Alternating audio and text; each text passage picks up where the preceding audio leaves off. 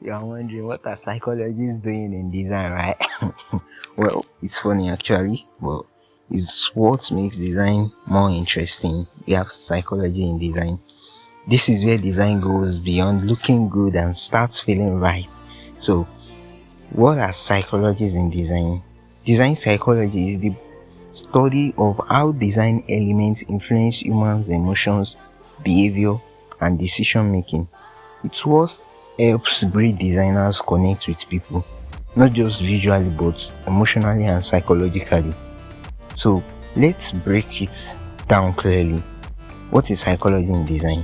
In simple terms, psychology in design is about understanding how people think, feel, and react to what they see, then using that understanding to create design and communicate effectively, persuade, or inspire an action from your audience. So it is the why behind every design choice. The why certain colors feels more warm or trustworthy to you, and why people click certain buttons. Like why you see a button pop up on an ad and you click it, or even without an instruction, you just enter an app for the first time and you are just navigating it. Okay, have you ever wondered how it is possible for you to just download an app or visit a website or see a design anywhere and you feel like, okay, oh, this is the button to click, rather than just feeling, okay, what am I to do now? Have you ever wondered why you click it? Why? Like, they didn't put it there that you should click it, but you go for it. Why? So this is why some minimal layouts feel peaceful. That is psychology in design. The psychology behind design is why certain typography feel more modern or traditional. And in this video, I've put together 7 types of psychology that will really help you in your design journey. And I feel this will really change everything. If you are just knowing this for the first time, or you are just hearing it for the first time, this will help you change your perspective about design. Even if you are just starting a new project, you'll be able to make a decision more quickly and more effectively. And it won't just be that you are making it more quickly or more effectively, but you are having something that backs it up. Like, a psychology that has been tried over time and is having effect. And by you making that decision, you'll be able to know that, okay, well, this is working actually, and this is what has been tested and working very well. All the psychology are really, really effective. You by yourself right now, you get to know it along the line that, so this is what happens when I'm saying such a thing, or this is what I feel. Though all this psychology is not that, like, all this psychology are not very, very conscious to us when we are going through it. They are like in our subconscious mind, but they're having effect on us. So let's just get to the point. We have color psychology. Color is one of the most powerful psychological tools in design. Each color triggers certain feelings or associations, such as in the likes of red color, it has a psychological effect of passion, urgency, energy, and attention grabbing, which is commonly used on sales, fashion, or food. And we have orange, which has the psychological effect of enthusiasm, friendliness, warmth, and commonly used on youth brands, calls to action, and a lot. We have yellow that has to do with optimism, creativity, happiness, which is commonly used on kids brands, lifestyle, design, and so on. We have green, which has to do with nature, balance, growth, and health, which are used on eco-friendly brands and finance. And you can as well find them on healthcare brands.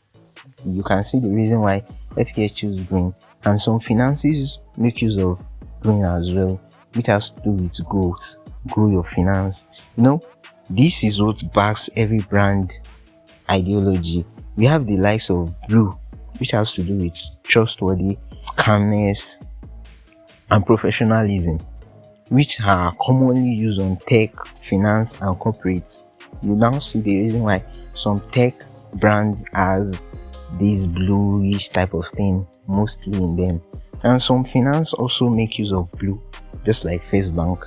And we have the likes of blue as a tech, which is Facebook. And if you check all the branding of Facebook or everything about Facebook, you'll see that it feels more calm. We have the likes of purple, which has to do with creativity, luxury, and wisdom. This is used on brand like beauty, art, or spirituality. And we have the likes of black, which is power, elegance, and sophistication, used on fashion, luxury, photography. We have white, which has to do with simplicity, purity, clarity, anything that you can add to it, and it is commonly used on minimalist brand or healthcare. And here is a pro tip to all these color. You can make sure you study color psychology. You can break this study down very slowly. When you get to know your brand personality, or you want to work with a brand, know their personality, then just go to your AI. AI has make everything much faster and much simpler for us. So just go to your AI, paste the personality to the AI, or if you are the one doing it yourself, paste your brand personality to your AI, then just tell it to give you a color psychology that is behind this personality. So this will be easier for you to trace down the color psychology of your brand. And always match your color choices with your brand's personality and audience emotions. This will make them feel more connected to your brand than just being a random brand of all time. You'll be more unique in that way. So we have typography psychology. Fonts also affect how people feel about your design. You find that funny, right?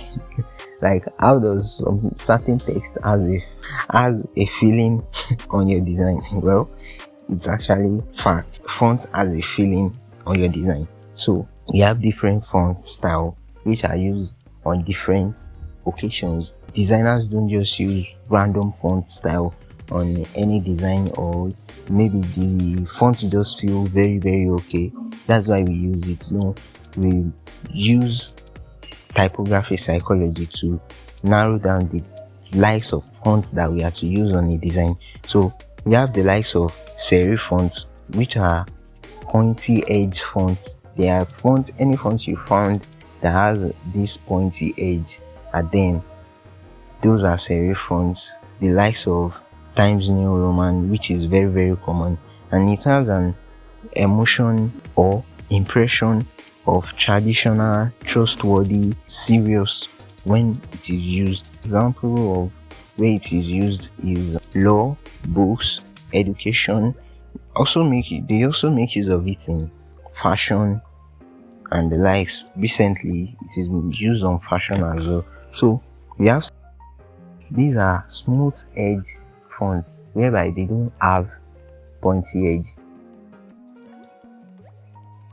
The likes of vertical, co-vertical, and lots more.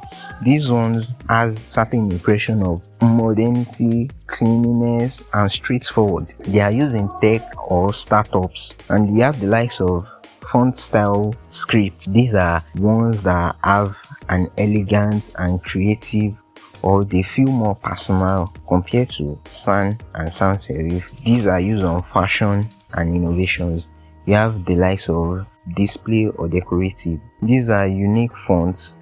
They are bold and attention grabbing, mostly used on ads, posters, logos, and likes. So a pro tip, choose fonts that reflect your message tone, not just what looks nice. So that's just everything about typography psychology. Then we have visual hierarchy and layout psychology. This deals with how people's eyes move across the design and how they interpret importance. This aspect is also important in every design choices.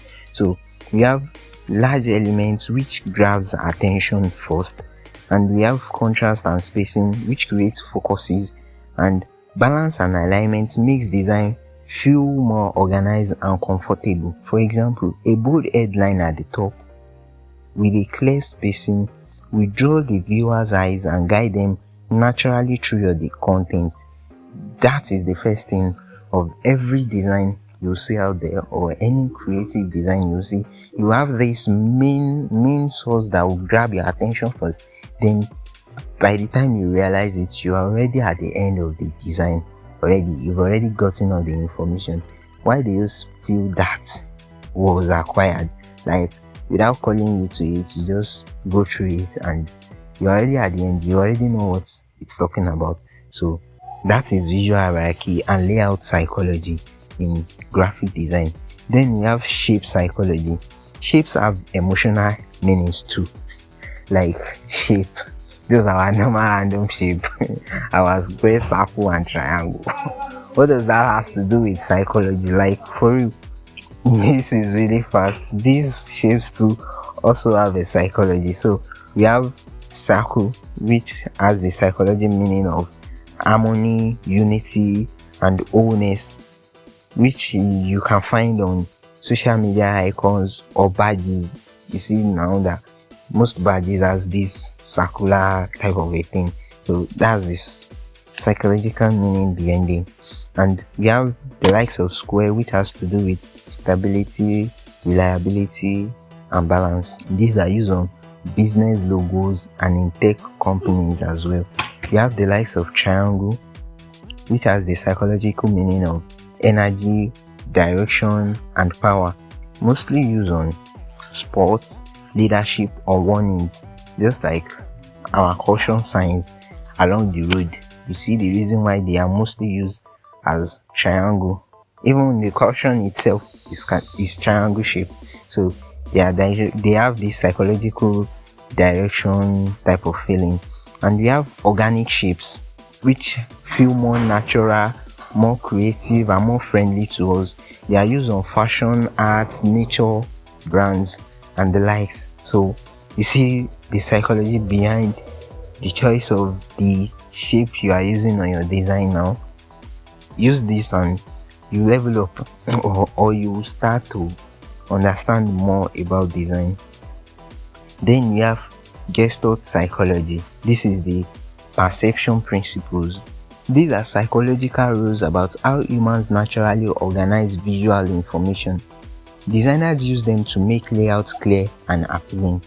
We have key Gestalt principles, which is how does designer use them to make layouts clear and appealing. We have the principle of proximity, which is when elements are close together, they feel more related rather than the opposite. When they are put separately, they feel more filling the space. So we have similarity. These are when similar shapes or colors, when you have a similar shapes or colors, they will form a group on your design without you realizing it, but they will form this type of group of a flow, which will have more visual effects on your viewers or your audience. We have continuity. The eye will always follow a smooth path or a lines. So that's when if you find a design with just any lines, you without you realizing it, you follow that line to the end, from where you start from to the end. We have closure. This is when the mind fills in missing parts to form a whole. Yeah, this one most especially has worked countless of time. Like, I've experienced it countless of time myself, that this is definitely works. This is when you have some certain elements or text or anything and you visually fill it up in your mind without it even being there, but you visually fill it up in your mind, just like you seeing a common text that you've already known several times.